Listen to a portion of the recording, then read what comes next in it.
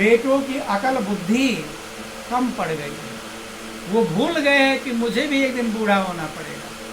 तुम्हें ध्यान नहीं। और कभी कभी तो हम देखते हैं एक माँ के दो बेटे होते ना, दो, तो बाप और माँ दोनों को बांट लेते हैं। क्या कर लेते हैं? बाप, एक बेटा बाप को खाना खिलाएगा और एक बेटा माँ को। होता आप लोग देखते नहीं देखते? भाई हम तो देखते हैं, तुम लोग चाहे देखो, हमारा काम यही है। दुनिया में क्या हो रहा है यही देखते हैं, तो फिर तभी से समझाते हैं। अगर देखें नहीं तो समझावें कैसे? ध्यान देना, गौर करना। एक बेटा बाप को खिलाएगा, एक बेटा, दोनों वो बेचारे जिंदगी में शादी हुई थी, फेरे फेरे थे, साथ रहेंगे, साथ जिएंगे, साथ मरेंगे। भाई माँ बाप क्या फेरे फेरे थे? फेरे कसम खाते हैं कि हम दोनों साथ हैं, रहेंगे। और जिनको तुमने पैदा किया वही दोनों को बांट दिए, उनका कसम भी तोड़वा दिया। क्या कर दिया? माँ उधर और बाप, और ध्यान देना, और दोनों में खटपट रहता है, खींचातानी रहती है। हमने देखा कि वो बेटा कह देगा माँ से, अगर उसे उधर चली गई या बोल दी तो उधर ही रहना, फिर इधर नहीं आना। अब वो होता कि नहीं होता? इधर नहीं। एक जगह देखा था हमने, दीवार थी, दोनों बेटा का अलग अलग बंटवारा था, तो बीच में दीवार थी और दीवार में प्लास्टर नहीं हुआ था, खाली चिनाई हुई थी। तो वो दोनों पति पत्नी बात, माँ बाप, माता पिता बात नहीं कर पाते थे आपस में, वो उधर तो इधर। अब वो बेचारे जब बेटे वोटे कहीं चले गए, कोई नहीं है, तो दीवार में एक सुराख कर रखा था, छेद। क्या कर रखा था? दीवार में सीमेंट छेद कर रखा था। तो माँ उधर से और पिता उधर से, दोनों बात कर रहे। नहीं समझ में? सोच लो क्या हाल है। जिनको पाल पोस के मनुष्य बड़ा करता है वही उसे दुख देते हैं। क्या देते हैं? दुख देते हैं। महापुरुष कहते हैं, मुझे अपनों ने ही लूटा, गैरों में कहाँ इतना दम था, और मेरी किश्ती वहीं डूबी जहाँ पानी। जिसके ऊपर भरोसा किया था वही दुख देते हैं बंधुओं। इसीलिए दुनिया को माया की दुनिया कहते हैं, झूठी कहते हैं, स्वप्न की दुनिया कहते हैं। ये किसी की कभी होती नहीं। कहते दुनिया कभी भी हुई ना, किसी की भी नहीं बन पाई यार। हाँ, प्रभु बन गया। कौन बन गया? प्रभु। प्रभु तो बहुतेरों का बन गया, मीरा का, प्रहलाद का, ध्रुव का, नानक, मोहम्मद, कबीर, ईसा, हरिश्चंद्र, राजा मोरध्वज, राजा अशोक, राजा, कितने भक्तों का नाम जो प्रभु का बन गया, लेकिन दुनिया का कोई बन पाया नहीं। इसलिए महापुरुष कहते हैं कि दुनिया का बनकर देख लिया, अब भगवान का बनकर देख लिया। किसका बन जा? भगवान का। अब भगवान का बनेंगे कैसे, क्या तरीका है, थोड़ा समझने का प्रयास करेंगे।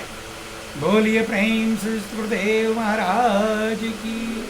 देखो, अब नवरात्र चल रहा है, सब लोग व्रत उपवास पूजा पाठ में लगे हुए हैं। तेज है, भक्ति क्या है, तेज हो गई है। लेकिन कितने दिन ये तेज रहेगी? कितने दिन? 9 दिन बहुत तेज रहेंगे। नाचेंगे, गाएंगे, गरबा खेलेंगे, पूजा पाठ करेंगे, अच्छी बात है। लेकिन भक्ति 9 दिन की नहीं होती। समझ में आई बात? 9 दिन तो खूब तेज रहोगे और उसके बाद फिर ढीले पड़ जाओ। महापुरुष कहते भक्ति निरंतर का विषय है। कैसा विषय है? निरंतर, हमेशा होनी चाहिए। ये 4 दिन की बात नहीं।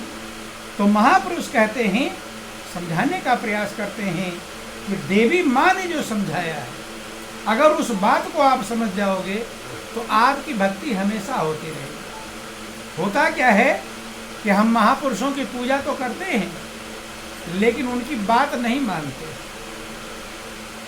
बुरा मत मानना, समझने का, उनकी पूजा जरूर करते हैं, लेकिन उनकी बात मानते नहीं, इसीलिए उद्धार नहीं होता। ऐसे समझ लो, जैसे बेटा बाप की आरती उतारे,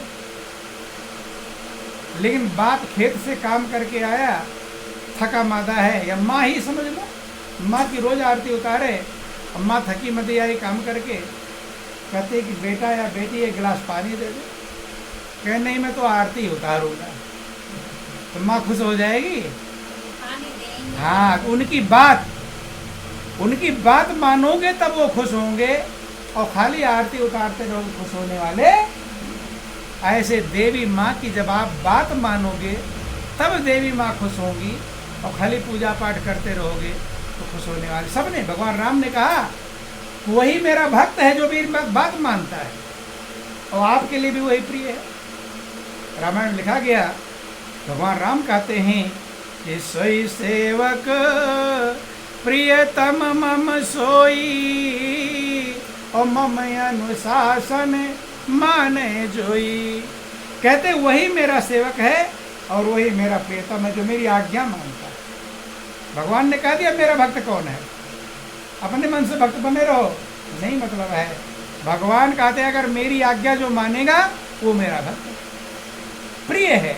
ऐसे आपका भी घर के भी लोग हैं, अगर आपकी बात ना माने तो खुश रहोगे? बात ही मानना तो खुशी होना है? और आपकी बात मानता है तो खुश हो। तो अब देवी माँ कैसे खुश होंगी, उनकी बात क्या है, ये सब शास्त्रों में वर्णित है। देवी भागवत में वर्णित है, दुर्गा चालीसा में वर्णन है, लेकिन हम खाली पढ़ते हुए चले जाते हैं, उस पर विचार नहीं। ध्यान देना, दुर्गा चालीसा कभी आपने पढ़ा होगा, इसमें दुर्गा सप्तशती का पाठ भी करते हैं, दुर्गा चालीसा के पाठ करते हैं। ध्यान देना, बोलो वृंदावन बिहारी लाल की जय, उमापति महादेव की। समझने का प्रयास करेंगे, थोड़ा टाइम और है, अब आपका टाइम हो रहा है, थोड़ा और समझ लो कैसे माँ प्रसन्न होंगी, कैसे भगवान खुश होंगे, क्या तरीका है उसका, थोड़ा गौर करेंगे। हाँ, भजन कीर्तन में थोड़ा उमंग रहता है, झूमते रहते हो, लेकिन ये कल्याण की बात है। क्या है? अगर इसको समझ लिए तो जिंदगी भर कल्याण हो जाएगा। समझ में आई बात? गाते बजाते तो आते, लेकिन समझ लिए, अगर जिस बात को आप गा रहे हो उसको अगर समझ लिए तो कल्याण हो जाएगा। बोलो वृंदावन बिहारी लाल। देवी माँ कैसे प्रसन्न होंगी, ये तरीका आपको समझा रहे हैं। दुर्गा चालीसा में वर्णन आया कि देवी का स्वरूप क्या है। कि नमो नमो अम्बे दुख हरिणी, और नमो नमो दुर्गे सुख करनी। जो भी आप पढ़ते होंगे, मेन पॉइंट समझा रहे हैं, उसमें वर्णन आया कि निरंकार है ज्योति तुम्हारी, और तीहों लोक फैली। पढ़ा है कि नहीं पढ़ा? अगर दुर्गा चालीसा पढ़ा होगा आपने, निरंकार है ज्योति तुम्हारी की, आय माँ आपकी ज्योति निरंकार है, जिसका उजाला तीनों लोक में फैला हुआ। कहाँ फैला है? अब ये समझना है कि वो कौन सी ज्योति है जिसका उजाला तीनों लोक में है। देवी माँ की हम पूजा करते हैं, दीपक जलाते हैं, और जागरण करा तो बड़ा दीपक जला देते हैं, तेज जलने वाला। तेज जलाते तो हैं, उसका उजाला कितनी दूर तक, तीनों लोग तक पहुंच जाता है, पूरा इंदौर भी पार नहीं करता। गौर समझना। लेकिन माँ कौन सी ज्योत प्रसन्न करती है कि निरंकार है ज्योत तुम्हारी, और तीहों लोक फैली उजियारी। आय माँ आपकी ज्योति निरंकार है, उसका उजाला तीनों लोक में फैला हुआ है। उस ज्योति को आपको प्राप्त करना होगा। दीपक जला दिया, इसका उजाला कहाँ तक, थोड़ी दूर तक जा रहा है, लेकिन अंदर जो माँ की ज्योति आपके अंदर जगमगा रही है, वो ज्योति का उजाला तीनों लोक में फैला हुआ है। हर जगह पर कोई एक धूल का कण भी नहीं है जिसके अंदर वो ज्योति जगमगा नहीं। लेकिन उसे कैसे कर, रूप मात को अधिक सुहावे और दरस कर जनत सुख पावे। वही रूप माँ को बहुत अच्छा लगता है। कौन सा? निरंकार है जो तुम्हारी, और तीहों लोक है। वो रूप माँ को बहुत अच्छा लगता है, और उसका दर्शन जब आप करोगे तो अत्यंत ही सुख परम कल्याण को प्राप्त करोगे। वो ज्योति जिसका उजाला तीनों लोक में जगमगा रहा है, उस ज्योति को प्राप्त करना पड़ेगा। क्या करना पड़ेगा? प्राप्त करना पड़ेगा, और वो गुरु की कृपा से मिलता है। कैसे प्राप्त होगा? है तो आप ही के अंदर, सबके अंदर माँ की ज्योति जगमगा रही है। कि सब घट में रोसाया, और सोनी से जिन को, और बलिहारी व घट की, जा घट पर घट हो। सबके अंदर जगमगा रही है, क्योंकि देवी जो है वो सबके हृदय में मौजूद है, सब प्राणियों के अंदर मौजूद है। कहाँ है? सभी प्राणियों के अंदर। कोई दुर्गा सरस्वती जो हम बातें कर रहे हैं, प्रमाण की बातें कर रहे हैं, दुर्गा सप्तशती का पाठ करते हैं आप लोग, उसमें वर्णन नया, या देवी सर्वभूतेषु शांति रूपेण संस्था, तमाम बताएं जो सब प्राणियों के अंदर है। देवी कौन है? जो सब प्राणियों के अंदर है, शांति के रूप में स्थित है। कांति माने तेज, प्रकाश। या देवी सर्वभूतेषु कांति रूपेण संस्था, नमस्तस्यै नमस्तस्यै नमस्तस्यै नमो नमः। कि जो देवी सब प्राणियों के अंदर कांति माने चमक, तेज, प्रकाश के रूप में स्थित है, उस देवी को मैं बारंबार नमस्कार। आगे आता है, या देवी सर्वभूते क्षुधा रूपेण संस्था, नमस्तस्यै नमस्तस्यै नमस्तस्यै नमो नमः। या देवी सर्वभूतेषु लज्जा रूपेण संस्था, नमस्तस्यै नमस्तस्यै नमस्तस्यै। वो देवी, वो परमात्मा है आपके अंदर है, चाहे देवी को हो चाहे परमात्मा को हो, वो आपके अंदर है। तो आपको लज्जा है, अगर वही हट जाए तो कौन कपड़ा उतार रहा है, कौन नहला रहा है, कोई लज्जा आएगी? वो शक्ति मौजूद है, परमात्मा मौजूद है। तो या देवी सर्वभूतेषु लज्जा रूपेण संस्था, नमस्तस्यै नमस्तस्यै नमस्तस्यै नमो नमः। या देवी, तमाम बातें आई हुई है, लेकिन देवी कहाँ है? सब प्राणियों के अंदर। बात समझ आई? बाहर सब प्राणियों के अंदर हैं। अब अंदर, तुम्हारे अंदर तो है। यही सब कहते कस्तूरी कुंडल बसे मृग ढूंढे बनमाए, वैसे घट राम है दुनिया जाने नहीं। चाहे उसे परमात्मा कहो, चाहे देवी माने दैवीय शक्ति कहो, चाहे ईश्वर कहो, चाहे राम कहो, चाहे कृष्ण कहो, चाहे शंकर कहो, चाहे अल्लाह अकबर, जो कुछ कहो वो आपके अंदर ही मौजूद है। तो मिलेगा कहाँ पर? आपके अंदर ही मिलेगा। लेकिन जो देवी कह रही मैं सब प्राणियों के अंदर मौजूद हूँ, देवी की बात नहीं मानते हैं, अंदर नहीं ढूंढते हैं और बाहर ढूंढने चले जाते हैं। नहीं जाते। हरिद्वार, मथुरा, वृंदावन, ऋषिकेश, काशी, कांची, कहाँ कहाँ पहाड़ों पर चढ़ जाते हैं। तो देवी क्या कह रही है? सर्वभूते, सब प्राणियों के अंदर मैं स्थित हूँ, अनेक रूप में स्थित हूँ। लेकिन जब तक अपने अंदर में ढूंढोगे नहीं तो मिलने वाला, बाहर ढूंढ कर थक जाता है। आप यहाँ पर बैठे हो, अब इंदौर पूरे शहर में ढूंढ कर कोई आ जाए, मिल जाओगे? नहीं मिलो। यहीं जहाँ हो तभी। इसीलिए दुर्गा सप्तशती वर्णन है, या देवी सर्वभूतेषु शांति रूपेण संस्था, कांत रूपेण संस्था, लज्जा रूपेण संस्था, क्षुधा रूपेण संस्था, तमाम रूपों में वर्णन किया गया है। तो कहाँ ढूंढना है? अपने अंदर। लेकिन अंदर कोई ना हो सकती हमारे अंदर मौजूद है, इसके रहने पर हम बोल रहे हैं, चल रहे हैं। अभी वही हट जाए तो लुढ़क जाएंगे, बैठ भी नहीं पाए। ध्यान देना, उसको तलाश करना आपकी ड्यूटी है।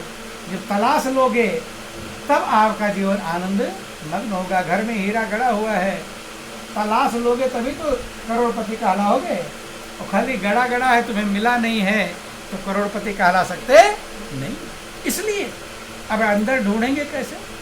बाहर तो ढूंढते हैं लेकिन अंदर ढूंढते, और इसीलिए भटकते रहते कि मिला उसको जो दिल मिला ढूंढता है, और जुदा उससे है जो जुदा ढूंढता है। अरे दिल जिसे कुल जहाँ ढूंढता है, वो तुझ में छिपा फिर कहाँ ढूंढता है। भगवान भी कहते मोह को कहाँ ढूंढे रे बंदे, और मैं तो तेरे पास, मैं तो तेरे पास ही हूँ, लेकिन पास नहीं ढूंढता। छोटी सी कहानी आपको समझा दें किस प्रकार से हम बाहर ढूंढते हैं लेकिन अंदर ढूंढते नहीं। ध्यान देना। बोलिए प्रेम से गुरुदेव महाराज की। समझने का प्रयास करेंगे। एक संत के पास हीरा था। कैसे हम बाहर ढूंढ रहे हैं, मेहनत कर रहे हैं, लेकिन अंदर ढूंढे। संत के पास हीरा था, जहाँ भी सत्संग करने जाते हीरा अपने साथ में रखते, सबको पता था। एक चोर को पता चल गया। क्या चल गया? चोर को पता चल गया कि संत के पास हीरा है। चोर ने भी, करोड़ों का हीरा था, चोर ने सोचा कि अगर ये हीरा मुझे मिल जाता तो मेरी जिंदगी भर का, ध्यान समझने का प्रयास करेंगे। बोलिए प्रेम से गुरुदेव महाराज की जय। अगर ये हीरा मुझे मिल जाता तो जिंदगी भर चोरी करना, पुलिस के डंडे खाना, झाड़ झंखाड़ में छिपना, कितना कष्ट उठाना पड़ता है। तो पूरी जिंदगी भर हमारे बाल बच्चों का पालन पोषण हो जाता। बस यही अब खत्म होने वाला, 5 मिनट और आपका टाइम है, खत्म होने ये प्रसंग और सुन लो। बोलो वृंदावन बिहारी लाल। ध्यान देना, और चोर ने सोचा अगर हीरा मैं ले लूंगा तो संत को कोई दिक्कत भी नहीं। क्यों? क्योंकि साधु संत हैं, जहां जाएंगे कोई खाना खिला ही देगा, कपड़े फट जाएंगे कोई सिला ही देगा, जूता टूट जाएगा कोई खरीद ही देगा, अर्थात इनको कोई दिक्कत नहीं होगी और मेरे पूरे परिवार का पालन जिंदगी भर हो जाएगा। ये सोच करके चोर ने सोचा मैं संत का हीरा लाओ चुरा लूँ, मनी उन्हें दिक्कत भी कुछ नहीं होगी, क्या झंझट है, और हमारा पूरा परिवार का पालन पोषण होगा। ऐसा विचार करके चोर संत के पीछे लग गया। संत सत्संग करके स्टेशन जब गए तो चोर भी अपना थैला बैग लेकर स्टेशन पहुंच गया। जहां का टिकट संत ने कटवाया वहीं का टिकट चोर ने भी कटवाया। संत बोल रहे कि भाई मेरा टिकट जो है रतलाम का दे दो, तो चोर ने भी रतलाम का ही टिकट कटवा लिया और संत गए सीट पर बैठ गए तो चोर भी बगल में सटकर बैठ गया। किस लिए बैठा? हीरा निकालने के लिए। रास्ते भर दांव पेच लगाता रहा लेकिन हीरा निकाल पाया। अब आ गया स्टेशन, संत उतरे और चोर भी उतर गया। जब चोर भी उतर गया प्रणाम करता है। क्या करता है चोर? प्रणाम। स्वार्थ में लंबा प्रणाम करता है आदमी, नहीं समझ में। मतलबी होता ना, मतलबी लंबा सलूट मारेगा, बोलो वृंदावन बिहारी लाल, तो लंबा सलूट मारे, थोड़ा सावधान रहना। मतलब स्वार्थी वाला आएगा लंबा, अरे नमस्कार नमस्कार, जहाँ समझ लेना अंदर में कुछ है कर, समझ में। लंबा दंडोत प्रणाम कर रहा है कि महाराज कहाँ जाना है आप? तो रास्ते भर नहीं निकाल पाया, अब कैसे मौका मिला? संत ने कहा भाई 4-6 किलोमीटर पर गांव है, अब शाम का समय हो गया, अब अंधेरे में कहाँ जाएंगे, रात में स्टेशन पर ही सोएंगे, सुबह जब उजाला हो जाएगा तुम चलेंगे। चोर कहता महाराज बस उसी गांव मुझे भी चलना है। संत ने कहा चलो और अच्छी बात है, फिर तो साथी बन गए। क्या बन गए? चोर ने अब मौका मिल जाएगा, रात में जो सोएगा तब हीरा निकाल लूँगा, अब साथी बन गए, अब कोई दिक्कत नहीं। तो संत ने अपना चादर उधर बिछा लिया और थैला बैग सर के नीचे रखकर सो, और चोर भी बगल में, तो मित्र बन गए, अब कोई दिक्कत है। बगल में वो भी अपना चादर बिछाया और थैला बैग सर के नीचे रखा। अब खर्राटे भरने लगे, तो संत तो असली खर्राटे में सो रहे हैं और चोर नकली खर्राटा भर रहा है। तो सोच रहा कब इनको नींद आवे और कब माल निकालूं। नकली में खर्राटा भर रहा, देख लिया, पूरा नींद में सो गए। अब पूरा शरीर टटोल लिया, किसका? संत का, लेकिन हीरा मिला। सोचा कि शरीर में नहीं, इसका मतलब थैले में होगा, बैग में, सर के नीचे है। कुछ समय बाद संत उठे, बाथरूम इत्यादि के लिए जब कर गए, बैग तो वही है। अब मित्र बन गए, मित्र देखेगा बैग, अब पूरा बैग टटोल लिया। क्या कर लिया? बैग भी टटोल लिया। बैग में भी हीरा मिला। चोर बड़े असमंजस में आ गया कि आज तक मैं जिसके पीछे लगा था माल लेकर ही लौटा था, खाली हाथ लौटा। मैंने पूरा सटी टटोल लिया, हीरा नहीं मिला, पूरा बैग टटोल लिया, हीरा नहीं मिला, है हीरा का। फिर आकर संत सो गए। सवेरे जब जगे दोनों, तो कभी कभी पूरे व्यक्ति का हृदय भी साफ हो जाता है। जैसे शीशा है ना, गंदा है, अब पानी बरस जाए साफ हो जाता है। ऐसे कभी कितना बुरा से बुरा व्यक्ति होगा, कभी कभी उसका दिल भी साफ हो जाता है, सच्चाई आ जाती है, क्योंकि प्रभु तो है अंदर, उसकी झलक थोड़ी सच्चाई आ जाती है। चोर का हृदय थोड़ा साफ हो गया। जब संत उठे, प्रणाम किया, फिर कि महाराज मुझे आपने पहचाना? क्या पहचाना? क्या तुम कारल श्री काम में? कह नहीं महाराज, मैं सच कह रहा हूँ कि ना मुझे कहीं जाना है, ना मैं एक चोर हूँ। क्या हूँ? और जहाँ से आप स्टेशन पर बैठे हैं वहीं से मैं आपके पीछे लगा हूँ। किसके पीछे?